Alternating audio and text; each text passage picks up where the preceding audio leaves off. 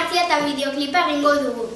Untza taldea 2014an Bilbon sortutako musika taldea da. Unibertsitate giroan elkartutako 6 gazte gipuzkoarren osaturikoa. Josune trikitilari eta ahotsa, Usue panderoa eta ahotsa, Aitzol gitarra, Aitor basua eta Inar bateria. Taldekidean ostegun iluntzeko trikipodea egunero elektrotxarangan ezagutu eta noizean behin elkartzen hasi ziren ondo pasatzeko asmotan.